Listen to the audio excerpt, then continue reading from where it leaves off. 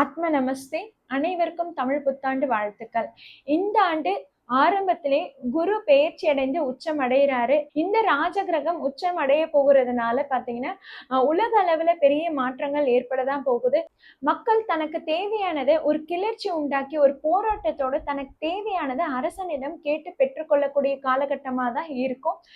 இது எப்படி இருக்கும்னா, மக்கள் துன்புறுத்தினாலும் சரி, மக்கள் துன்பப்பட்டாலும் சரி, அரசன் அந்த இடத்துல சரியான ஆட்சி கொடுக்கலைனாலும் சரி, அந்த இடத்துல அரசனுக்கான புரிதலை உண்டாக்கி அவருக்கு அந்த தண்டனையை ஏற்படுத்தி கொடுத்து, அதற்கப்புறம் மக்கள் தன்னுடைய தன்னெழுச்சியால அவங்க சுதந்திரமா வாழக்கூடிய காலகட்டமாக தான் இந்த பராபவ ஆண்டு இருக்கும். இந்த பராபவ ஆண்டு என்பது இந்த ஆண்டு ஏப்ரல் 14 முதல் அடுத்த ஆண்டு ஏப்ரல் 13 வரைக்கும் இருக்குங்க. ஆக இந்த ஆண்டு பாத்தீங்கன்னா மக்கள் ஆரம்ப காலத்துல கொஞ்சம் துன்பம் அதிகமா அடைந்தாலுமே அதுல இருந்து அவங்க மீண்டு வெளிவருவாங்க. அரசும் அரசு அதிகாரிகளும் சரியான புரிதல் இல்லாம அவங்க அந்த ஆட்சியை நடத்தி வந்தாலும் சரி, மக்கள் அதற்கு தகுந்த பாடம் புகட்டின அப்புறம் அவங்களும் அவங்களுடைய ஆட்சி மாற்றத்தை ஏற்படுத்திட்டு மக்களுக்கு நல்ல வழியில உதவி பண்ணுவாங்க. நல்ல ஆட்சி பிற்காலத்துல ஏற்படுங்க. ஆக இந்த ஆண்டு பாத்தீங்கன்னா கிளர்ச்சிகள் அதிகமா ஏற்படும், போராட்டங்கள் அதிகமா ஏற்படும். அதே மாதிரி பாத்தீங்கன்னா ராஜகிரகமான குரு கடக ராசியில உச்சம் அடையும் போது அப்ப சந்திரனுடைய காரகத்துவமும் முக்கியம் பெறுது. ஆக நீர் மற்றும் திரவம் சார்ந்த துறைகள் எல்லாம் அதிகம் பேசும் பொருளாக உலக அளவுல பேசப்படுங்க. அதே மாதிரி பாத்தீங்கன்னா மக்களுக்குமே சரி, தாங்க செய்யக்கூடிய வேலையிலையும் தொழிலையும் பாத்தீங்கன்னா ஒரு பரிணாம வளர்ச்சியை பார்ப்பாங்க. அதாவது இத்தனை நாள் இருந்ததை விட இப்ப இன்னும் கொஞ்சம் அந்த பரிணாம வளர்ச்சி இன்னும் அதிகமா மேம்படும். நிறைய பேருக்கு வந்து வேலை தொழில்ல ஃபீல்டே மாறுற மாதிரியான சூழல்களும் ஏற்படுதுங்க. ஆக உலக அளவுல இந்த மாதிரி மாற்றங்கள் ஏற்பட்டாலும் தனிப்பட்ட முறையில நம்ம ராசிக்கு என்ன மாதிரியான மாற்றம் ஏற்பட போகுது, எந்த காலகட்டம் நமக்கு முன்னேற்றம் ஏற்பட போகுதுன்றதை நாம தொடர்ந்து பார்க்கலாம் வாங்க. தனுசு ராசினருக்கு இந்த பராபவ தமிழ் புத்தாண்டு என்ன மாதிரியான பலன்களை கொடுக்க போகுதுன்னு பார்க்கலாம். அதாவது உங்களுடைய ராசி அதிபதி குரு உங்களுக்கு ஜூன் மாதம் வரைக்கும் உங்க ராசியே பார்வையிடுறாரு. அது வரைக்கும் உங்களுக்கு வந்து செல்ஃப் கான்பிடன்ஸ்ன்றது ரொம்பவே நல்லா இருக்கும். நீங்க சுய சிந்தனையோடு எது செயல்பட்டாலும் சரி அதுல நல்ல வெற்றியை காண்பீங்க. அது உங்களுக்கு சுமூகமாவே முடியும். அதே மாதிரி உங்களுக்கு 3ஆம் இடத்துல ராகு இருக்கிறாருன்றதுனால புது முயற்சிகள் அதிகமா எடுத்திருப்பீங்க. 4ஆம் இடத்துல சனி இருக்கும்போது உங்களுக்கு குடும்பத்துல தேவையில்லாத குழப்பங்கள் அதிகமா ஏற்பட்டிருக்கும்.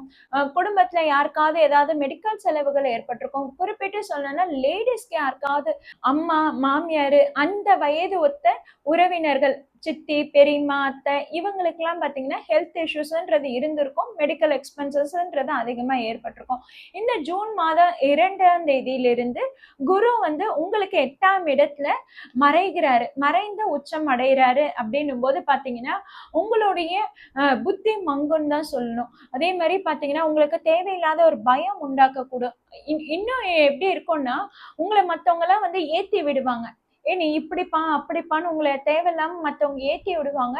அதுல உங்களுக்கு புத்தி மந்தமாகும். அப்ப நீங்க மத்தவங்க சொல்றத கரெக்டா சொல்றாங்களான்றத நீங்க அனலைஸ் பண்ண வேண்டிய காலகட்டமா தான் வரக்கூடிய ஜூன் மாதத்துல இருந்து அக்டோபர் மாதம் வரைக்கும் இருக்கு. தனுசு ராசினர் வந்து திருமணத்துக்காக காத்துட்டு இருக்கீங்க, திருமணத்துக்காக பார்த்துட்டு இருக்கீங்கன்னா இந்த மே மாதம் ஜூன் மாதம் வரைக்கும் உங்களுக்கு ஓரளவுக்கு நல்லா இருக்குங்க. அதுவும் சொல்ல போனோம்னா ஏப்ரல் மே மாதம் தான். ஜூன் மாதம் 2ஆம் தேதியிலிருந்தே குரு மாற்றம் அடைகிறாரு.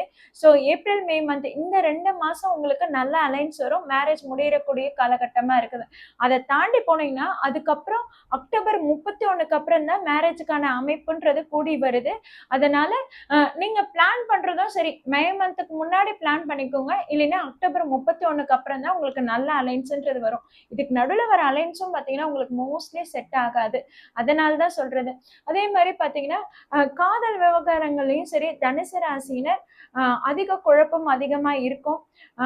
தேவையில்லாம யாரையும் நம்பிடாதீங்க. அதுவும் புதுசா ஒரு ரிலேஷன்ஷிப் வருதுன்னா அதிகமா நம்பிடாதீங்க. அது உங்களுக்கு ஒரு துரோகத்தையும் அவமானத்தையும் ஏற்படுத்தி கொடுக்கக்கூடிய காலகட்டமா வரக்கூடிய 3 மாதம்ன்றது இருக்குது.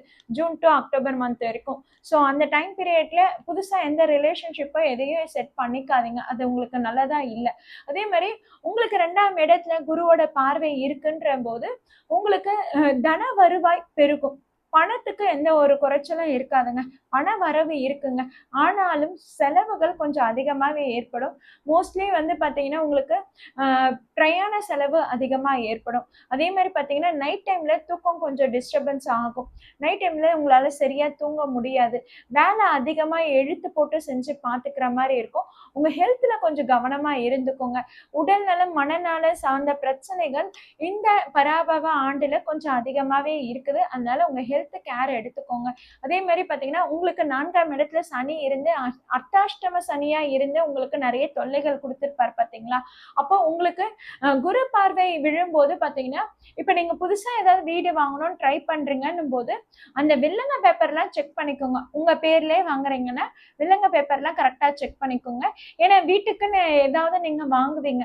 ஏதாவது ஒரு முயற்சிகள் எடுப்பீங்க. வீட்டுக்கு தேவையான பொருளுன்னு வாங்குவீங்க. வண்டி வாகனம் வாங்குவீங்க. உங்களுடைய செலவுகள் அந்த மாரி இருக்கறதுக்கான வாய்ப்புகள் அதிகமாவே இருக்கு. வீட்டு செலவுகள் இதுக்கப்புறம் சுப செலவுகளா இருக்கும்.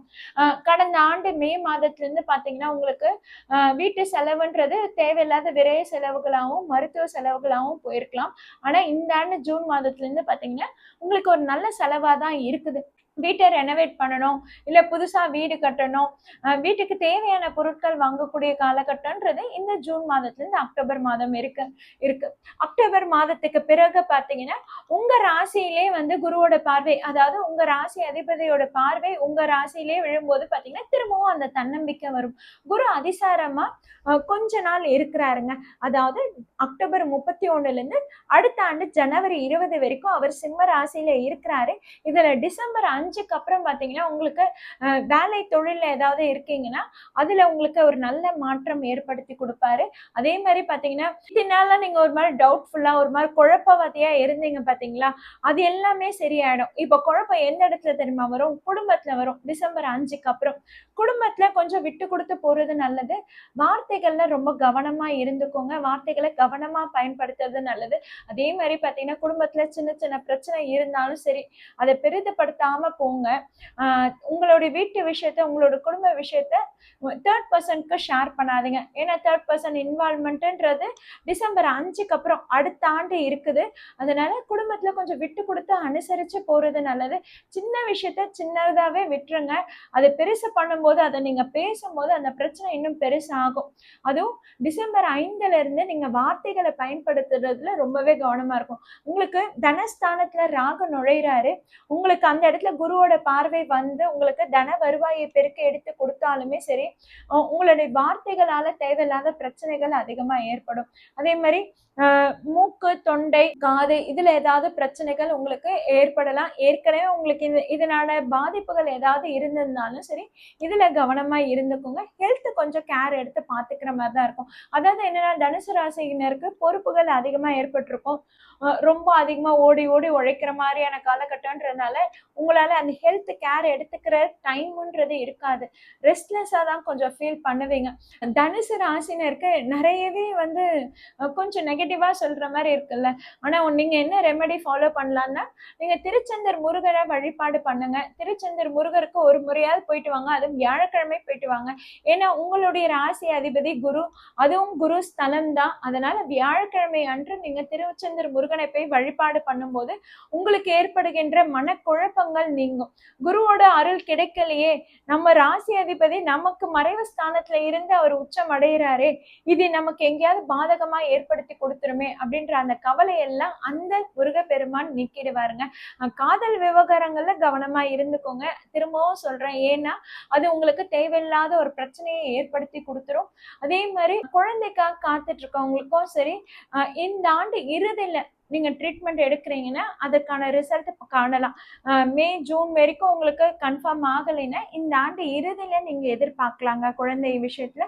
தனுசு ராசினர் பொறுமையா இருங்க, பொறுப்பா செயல்படுங்க. அதே மாதிரி உங்களை சுத்தி இருக்கிறவங்களையும் நீங்க தான் பார்த்துக்கணும். அதனால உங்களுடைய ஹெல்த்லயும் கேர் எடுத்துக்கோங்க.